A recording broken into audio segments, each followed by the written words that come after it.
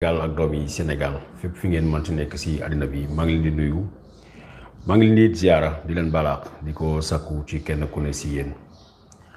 mbokk yi tey la mardi 30 août 2022 waxtu wi may wax ak yéen pratiquement 14 heures jot na ci Sénégal ak li ko wër dama décidé waat def vidéo bi ak yéen parce que depuis quelques jours coow li bariwaat na ci Sénégal li ko waral yëg ngeen ni nee nañu leen am na ay organisation ONU Femmes ñoo xam ne duggal nañ leen ci caaxaanu xale bu jigéen bi nga xam ne moo lëmbee Sénégal mooy caaxaanu Adji Sarr wax nañ leen it ne leen dafa am benn coopération entraide judiciaire bu dox diggante France ak Sénégal dañu bëgg assemblée nationale française voté ko bu ko defee nee nañ leen liñ ci gën a séenu mooy ñu jàpp doomu Sénégal bépp doomu Sénégal ñii nee nañu saagakat yi ñii nee nañu ñuy xas ñii nee nañu ñoo xam ne dañu contre gouvernement bi pour ñu daal di leen delloo fii ci Sénégal ñi ci gën a xarañ ñi nga xam ne foog nañ ni mën nañu atteindre seen objectif nee nañ leen benn ci doomu Sénégal yi bu tudd Akhenaton nga xam ne xalaat nañ ni dugal nañ ko tudd nañ ko ci li nga xam ne mooy complot farce spéciale bi xalaat ne dinañ ko mën a delloo si Sénégal tey gis naa ay sites yu bari sax yoo xam ne def nañ ko la une de leurs journaux wax ni tout est fini pour rapatrier Akhenaton lu ñu koy toppee mooy dafa yónnee xaalis nee na ni xaalis boobu la ñu jël gars yi moom lañ doon préparé pour def seen opération yi nga xam ne ñoom lañ tuddee opération terroriste Cap des Biches ak yooyu tax ñu jàpp soxna Amy Dia Badiane Nadine ñu di ko seet au passage ñoom Pape Modou Seck ak ñëpp ñi nga xam ne ñu ngi ci kaso bi ñu dugal leen ci programme boobu tax na nee nañu lancé woon nañu mandat d'arrêt contre 8 personnes ñoo xam ne gisaguñu leen parmi ces personnes là ñu dugal ci ki nga xam ne mooy Akhenaton bu ñuy taxaw ci li nga xam ne mooy des précédents mooy ay actes yu mel noonu nu gérer ko jàngat bu bëri mën na ci génn mais déjà bu ñu taxawee ci kaw Ousseynou Seck Akhenaton mën naa leen ne tout de suite ni ki accord entraide judiciaire bi extradition bi mënut a concerner ki nga xam ne mooy Ousseynou Seck li ko waral ñaari yëf la Ousseynou Seck dafa jël nationalité française parce que conseiller municipal la ca France xalaat nañ ni dafa am nationalité française dafa am benn principe boo xam ne moo nekk au-dessus de tout en France parce que ñoom dañuy respecter li nga xam ne mooy àq ak yelleef mais li nga xam ne mooy ay convention ak i traité yoo xam ne gouvernement français moo ko signé dañ koy respecter dara mënul tax ñu dindi ko tax na bu dee ñeneen ñi nga xam ne amuñu këyit mën nañ leen dugal ci yenn phase yi ba nu mën leen a delloo mais exceptionnellement bu loolu lu ne il faut ñu expliquer leen ko xas ak saaga jusqu'à preuve du contraire ce n'est pas un délit boo xam ne dañ koy juger correctionnel ca France ñu tëj la parce que da nga saaga nit bu ngeen amee fàttaliku sax temps yi la ñu génnoon ki nga xam ne moom béjoon président français Emmanuel Macron bu dee Sénégal la ñu rey ko France bu tëddee kaso defe naa ni ñaari weer du ko dépassé pour ñu mën a extrader nit dafa compliqué te dafa complexe dafa am benn principe boo xam ne képp ko am nationalité française wala képp koo xam ne am nga un peu de fréquentation avec le droit xam nga que mooy la France n'extrade pas ses nationaux donc ki nga xam ne mooy Akhenaton France du ko mës a jébbal Sénégal jamais bu dee moom la nañu tëdd noppi bu fekkee ne sax am na tous les faits matériels yu impliqués yi wane ni Akhenaton daf ci bokk le fait que mu am nationalité française tax na mënuñu ko extrader bu fekkee ne ay faits la yoo xam dafa établir gouvernement français mën na ko poursuivre ñu juger ko ñu condamner ko en France mais là il va falloir que les faits soient avérés réels et il y a ce qu'on appelle l'imputabilité des faits mooy ñu xalaat ni moom lii ak lii la ci doxal mais kaam loolu jarul sax ñu perte suñu temps parce que le simple fait qu'il a la nationalité sénégalaise française dafay bloquer lépp lu jëm ci wàllum Akhenaton donc yàq sa wax la beneen ba ca topp expliqué naa leen ko ci vidéo bi passé yeneen sénégalais yoo xam ne nee nañu da leen di viser ak ay plainte pour ñu indi leen il faut que mu nekk ay fait criminel yu grave wala ay fait yoo xam ne dañ koy juger correctionnel te mu fekkee ne peine encourue wi passé na 6 mois juriste yi d'accord ci am na ñu naan ba 2 mois mais dama leen wax beneen principe boo xam ne moo nekk au-dessus de tout mooy on ne peut pas expulser on ne peut pas renvoyer une personne kenn mënu ko delloo ci réew moo xam ne àqam ak yelleefam kenn respecté wu ko mooy képp ko xalaat ni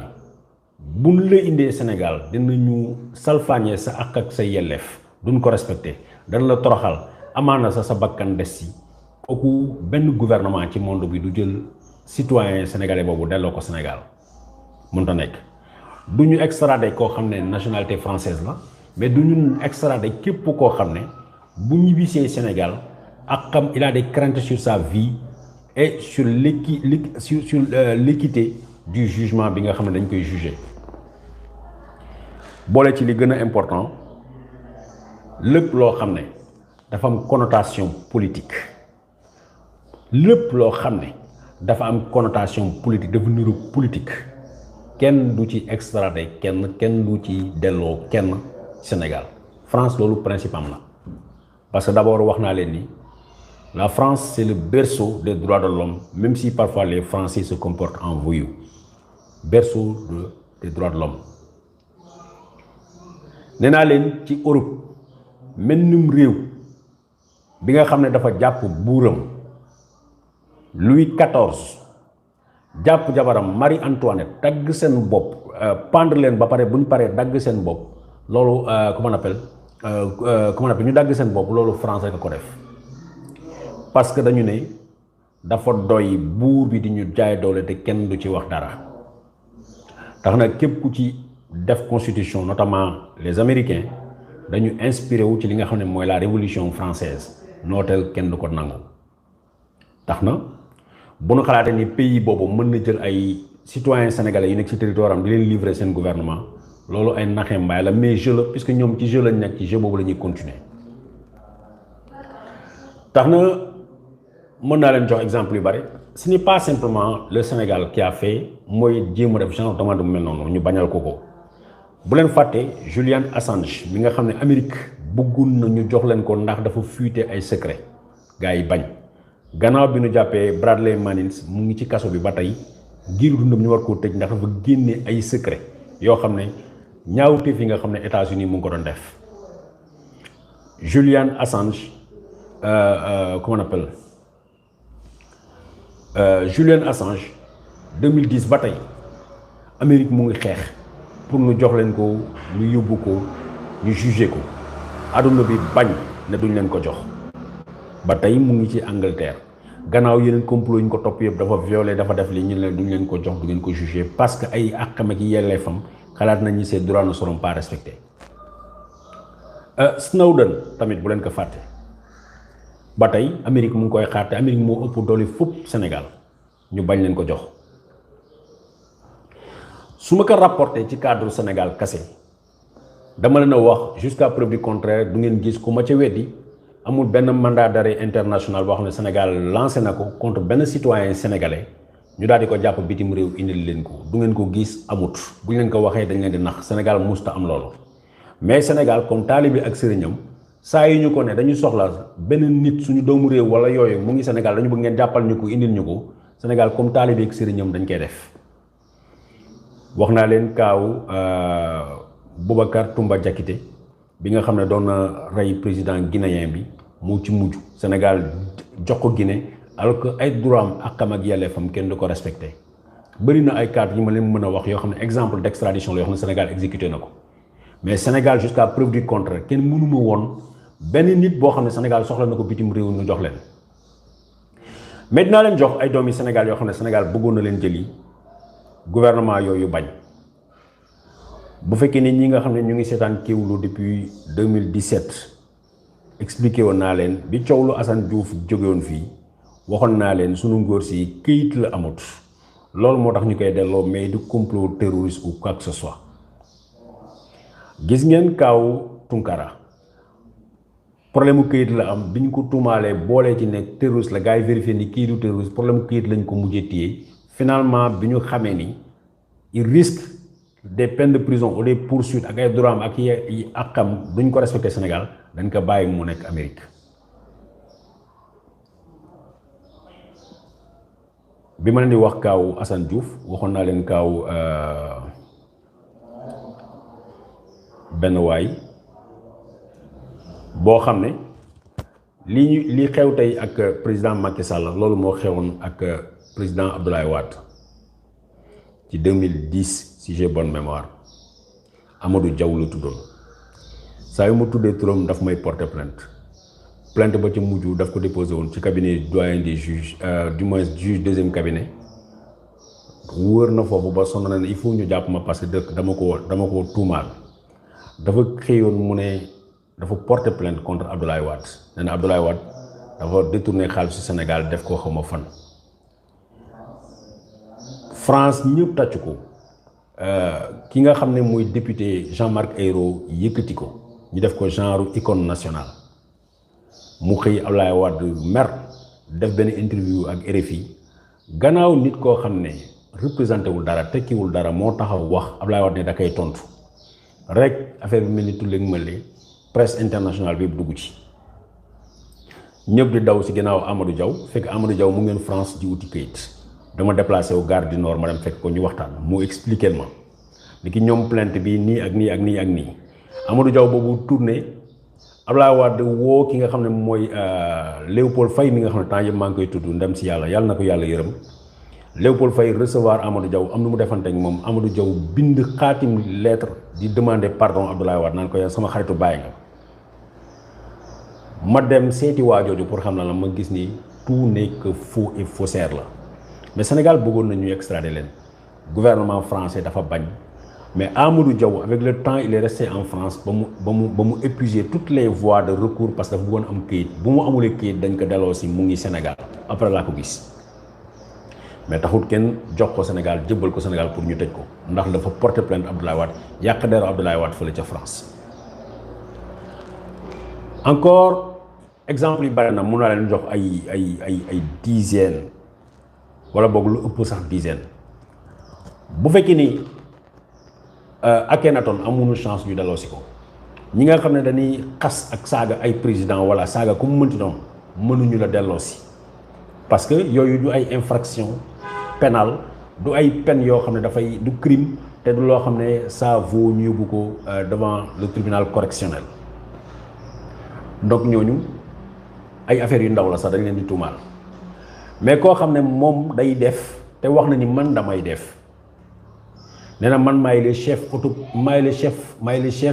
bu MFDC muy Mamadou Nkrumah Sané dama ci taxaw parce que jurisprudence la te dafa am njàngat bu bëri boo xam ne bu ngeen ko dégloo dina permettre nit ñu bari ñoo xam fu ñuy teg seen tànk en le 6 avril 1995 dafa am ñaari couple yu ñëwoon Sénégal vacances dem Casamance Jean Paul ak jabaram bu tudd Martine Gagnaire kenn ki Catherine la ak Claude Cave moom la ñuy wax les couples Cave et Gagnaire dañu ñëwoon en 1995 Casamance ñu réer kenn gisu leen ba tey automatiquement ñu ni MFDC ñoo leen rey Sénégal lancé waale ci 1995 Gandi opération ba ki nga xam ne mooy Mamadou Nkrumah Sané te mu nekk sur le territoire français biñ ne MFDC automatiquement service de renseignement bu police bu nekk France dañu dem jëli ki nga xam ne mooy Nkrumah Sané mais au lieu ñu yóbbu ko ci benn commissariat de police auditionné ko ci benn café lañ ko yóbbu parce que amuñu dara lu ñu mën a opposer à lui. Ils n'ont pas d'éléments, ils n'ont que des accusations. Un état de droit fonctionne comme ça. waxtaan ak moom pendant des heures pour jéem ko wax loo bu ñu xamee ne mënuñu ci jëlee ci moom dara dañ ko bàyyi mu dem. 1997 Sénégal lancé un mandat d'arrêt international contre moom Mamadou Nkrumah Sané. Attentat, atteinte à la sûreté de l'État, terrorisme lépp lañ def ci document bi ko gouvernement gouvernement sénégalais lancé mandat d'arrêt bi français yi utiliser nañu mandat bi jàpp nañu ki nga xam ne mooy Mamadou Nkrumah Sané nu yóbbu ko ci commissariat de police bi mais dañ ko auditionné bu mu faire savoir bi mu xamalee ni bu ñibbisee Sénégal viam daf koy risqué bu mu xamalee ni ses droits ne seront pas respectés dañu ko bàyyi 1997 ba tey kenn inquiété wu ko boobu mooy deuxième fois mu dem ci commissariat. Troisième fois nga xam ne mandat d'arrêt bu Sénégal boobu 1997 ba tey kenn exécuté wu ko kenn joxu leen ki nga xam ne mooy Mamadou Nkrumah Sané. 2011 waxoon naa leen ko mu jote ak Abdoulaye Baldé mi nga xam ne mu ngi may dégg nekkoon xaritu Claude Gaillan mu nekkoon ngandi chef voyou mu nekkoon ministre de l'intérieur bu France nekkoon ak Nicolas Sarkozy. Avion spécial la jëlee Sénégal yóbbu France day jëli Nkrumah Sané ñu indi ko bi mu yegsee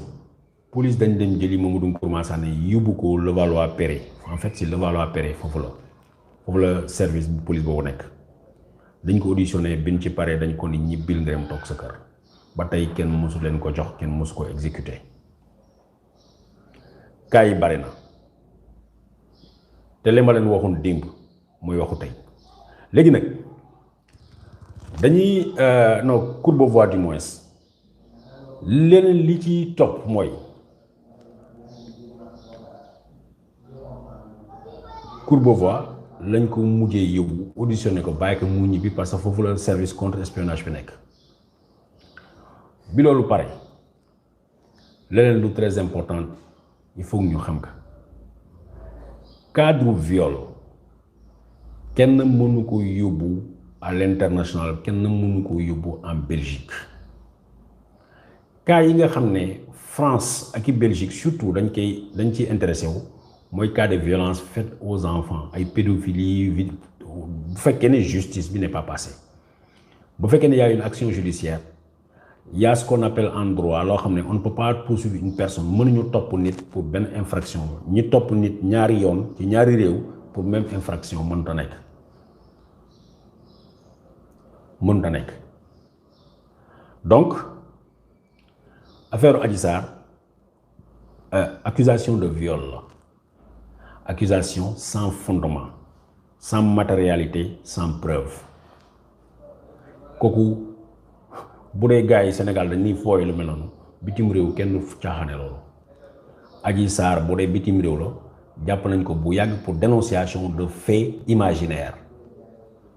délation diffamation topp nañ ko ci loolu yàgg na donc seen plainte boobu encore lu ñuy perteloo nit ñi seen temps la lu ñuy utiliser loo xam ne pour foo kaf ak emmerder sénégalais yi ngeen baal ma expression bi mais plainte boobu mënut a dem fenn la Belgique n'est pas compétente mënut a recevoir loolu parce que cette cour là li muy recevoir mooy ay actes de torture ay actes de barbarie ay crimes de guerre ba France tout dernièrement tamit grâce ay ONG yu mel ni Sherpa ak yooyu dañ ci boole même boo détourné xaalis boo sàccee xaalis sa réew France même bu fekkee ne nekkul citoyen français bu ngeen ko boolee France dina topp nit kooku même bu dee alal jooju alalu beneen réew la Suisse da koy def tamit Amérique da koy def donc ñi nga xam ne dañu impliqué ci ay détournement xaalis ñi nga xam ne dañu impliqué wu ci ay affaire de pétrole au Sénégal ñu bëgg cee teg seen tànk nañu xam ne tous ces pays là peuvent les attendre ñooñu mën nañ leen topp mais cadre Adji Sarr kenn mënu ko instruire feneen fudul Sénégal boole ci dafay fekk moo am déni de justice mais malgré lépp lu ñu mën a reprocher à la justice sénégalaise dafa poser ay acte bi mooy lan Adji Sarr bi mu ñëwee déglu nañ ko procureur jël le dossier bi encore jox ko juge d'instruction pour que mu approfondir enquête bi donc ce qui veut dire il y a des actes qui ont été posés et actes yooyu jeexul le juge il a encore jusqu'à 10 ans pour mu pare ci dossier boobu te pareguñ ci parce que xam nañ ni dossier boobu dossier caaxaan la donc tourné naan leen loolu dina sonal Ousmane Sonko bitim réew waa Belgique waa Amérique yooyu yëpp ay waxi caaxaan la loolu bokkul ci compétence yu Belgique di gérer mais Belgique bu ko doon gérer sax bu bokkoon ci compétence am Ousmane Sonko ne peut pas être ou aucun citoyen du monde ne peut être poursuivi mënuñu la toppee pour ñaari fait da ngay gis tey benn sénégalais bëri nañ sax ñu may woo ne ma diw dafa sàcc sama xaalis diw dafa sàcc sama xaalis wala dafa ma détourné wala rey na nit fii daw na gis nañ ko France soo porté plainte France mënoo porté plainte Sénégal mu ñaari juridiction yi mënuñu ko topp li nga mën a def mooy soit nga porté plainte France soit nga porté plainte Sénégal mais li nga xam ne parfois mooy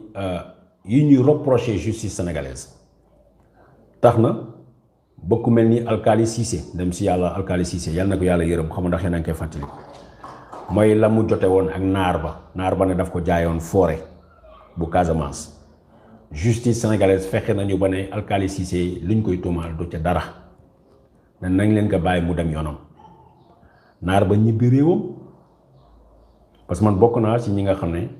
l'un des rares journalistes waxtaan naa ak Alkali Cissé jusque dernière année bu muy génn àddina waxtaan naa ak moom daf ma doon woo téléphone may wax ak moom ba ko justice sénégalaise blanchir ñu ne deful dara ñu bàyyi ko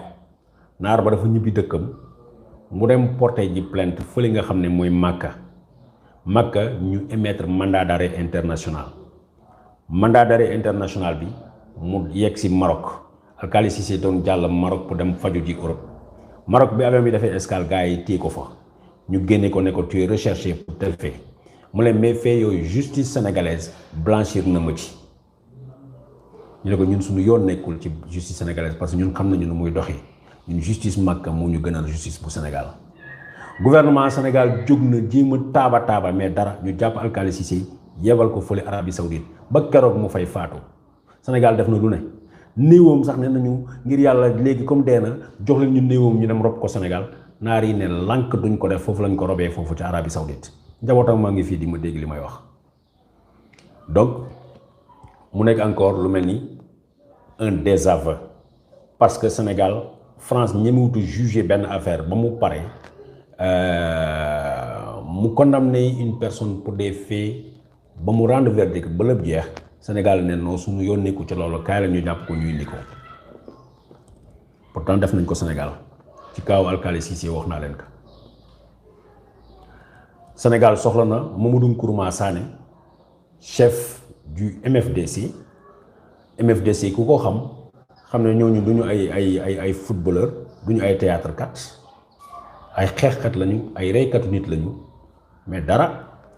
bi nga xam ne tous les faits toutes les accusations Nkrumah Sané lui-même da koy revendiquer je suis le chef du MFDC wax mais terewul bi ñu ko jàppee France dañ ko bàyyi duñu leen ko jébbal Sénégal donc mënuñu comprendre ñu gëmloo ni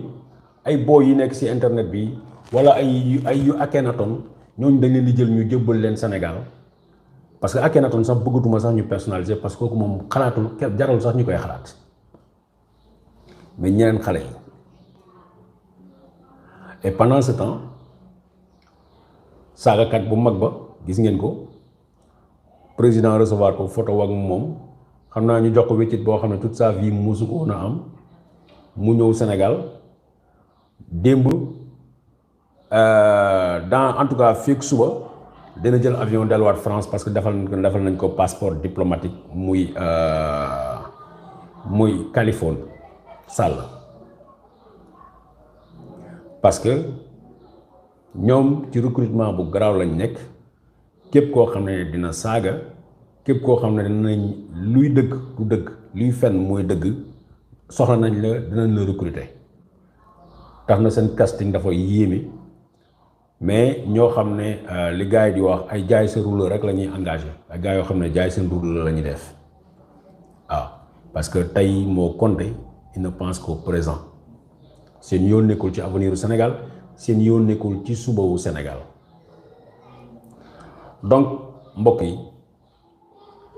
li laa bëggoon a échanger rapidement ak yéen tey du ma guddal waxtaan wi ay cas yu concret ngi nii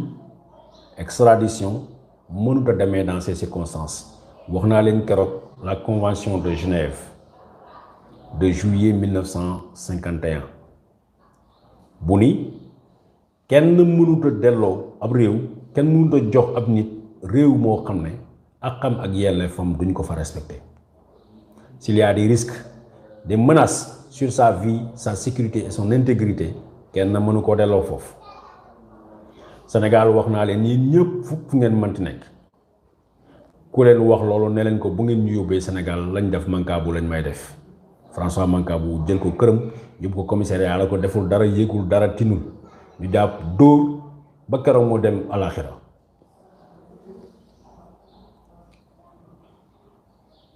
ñaata yoon leen nit ñi taxaw ñu lay juge bi ne la yow yaa wax li commissariat nga ne musuma ko wax ñu ne policier lañ bind léegi nag dañ ci génnee technique bu bees sax mun la jàppee non seulement dañ lay charger chez le juge mais dañuy woo ay seeni journaliste wax leen waxi tappale yàq sa der parce que dañ lay wax carrément damay woo journaliste yi on va te détruire on va gâcher ta réputation journaliste yi yàkkam di rek dóor benn site internet moo koy bind benn journal moo koy bind site internet yëpp reprendre ko passante ko mu mel ni li ñuy wax dëgg la parce que benn journal bind na ko alors que chaque jour journaux yaa ngi bind ay fen rek ngeen baal ma ci kàddu gi. On détruit des citoyens des machines à brouiller ñu taxaw di détruire ay citoyens rôle journaliste warul nekk loolu rôle journaliste dafa war a nekk nga taxawu sa askan boo ci bàyyi sa bakkan it nga def ko mission la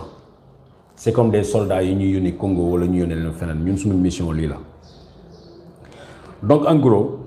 mbokk yi lii laa leen bëggoon a indil préciser waat leen li nga xam ne waxoon naa leen ko barki démb Cour européenne comme Bruxelles ne s'occupe pas de cas comme affaire Adji Sarr déedéet ay crimes de guerre la ay torture mën nañu topp ay chefu police wala yu mel noonu mën nañu topp chefu gendarmerie wala yu mel noonu mën nañ topp ministre de l'intérieur pour rey yi nga xam ne rey nañu nit ñi ci mois de mars bee ñu génn te kenn génnu ci ñooñu mën nañ leen topp Belgique devant la cour européenne des droits de l'homme ñoom mën nañ leen topp parce que dañu rey nañu ay nit ñoom defuñu dara pour empêcher wu ko te jéemuñu seet ñan ñoo rey doomi Sénégal yooyu pour traduire leen devant la justice il y a un déni de justice ñooñu mën nañ leen topp ñoom la ñu war a yóbbu ñoom la ñuy yóbbu Belgique ñoom la ñuy yóbbu devant la cour pénale internationale parce que c'est des actes de torture des actes de barbarie des meurtres planifiés te dara génnu ci extradition delloo nit ñi Sénégal loolu ay waxi caaxaan la il faut que d'abord ñoom ñu prouver mais tey bu ñu jëloon le cas de la farce spéciale bi ñu doon wax lan lañ mën a génne cocktail molotov ak lan ay ers ak lan yat mais képp ku nekk ci dans une contestation de masse xam nañ ni loolu mooy butéelu ndoxu contestataire c'est pas des armes létales ça hors terrorisme leneen la wax naa leen tout le temps ni le terrorisme c'est d'abord un terrorisme d'État léegi la ci ay groupuscule dugg pour ñu am publicité pour ñu gis leen mais terroriste da ngay reyee terrorisme c'est pour rayer pour détruire et tuer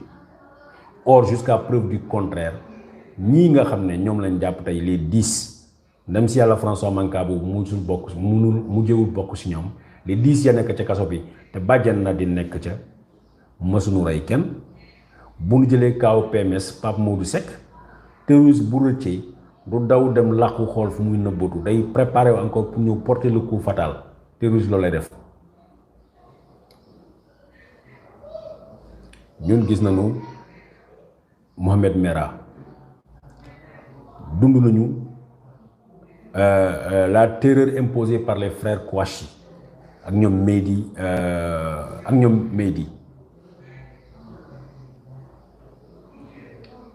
ñun dund nañu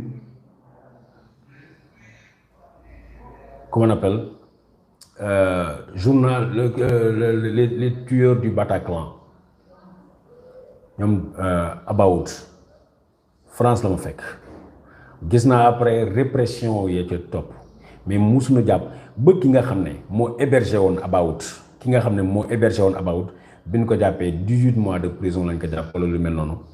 alors que moom moo dem loué kër bi nga xam ne terroristes yi fa lañ nekk te terroristes yooyu rey nañu 89 personnes ca France.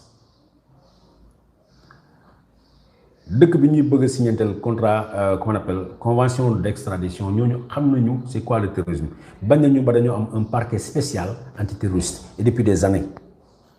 depuis l'affaire Saint-Michel dans les années 80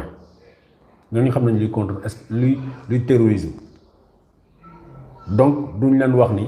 ay nit ñu taxaw passé émoticône ay nit yu passé taxaw naan Sonko mooy président ay nit yi taxaw naan dañu bëgg a changement ñooñu kenn du leen xaatal terroriste te it wax naa leen ni képp koo xam ne buñ la jàppee ak délit boo mën def bu fekkee ne y a une connotation politique à ce délit là France du la extrader dès qu'il y a une connotation politique on t'extrade pas. donc peut-être beneen opportunité la boo yi nga xam ne amu leen këyit ngeen nekk bitim réew dem leen yéen ñëpp ngeen bindu ci parti politique yi ngeen bindu am seen carte d'électeur ngeen insister ngeen engagé wu sur le plan politique suba bu leen jàppee ci contrôle police ci mbedd yi ne leen ay militant politique ngeen wax ci parti bu ngeen bokk bu ko defee kenn du leen xalaat yóbbu sax ci fële di leen auditionné ca gendarme yi nekk ca consulat yi loolu mooy dëgg. mbokk yi lii laa bëggoon a échanger rapidement ak yéen di leen ñaanal jàmm di ko sàkku ci kenn ku ne si yéen yal na yàlla defal ñu jàmm yal na leen yàlla defal jàmm jërëjëf.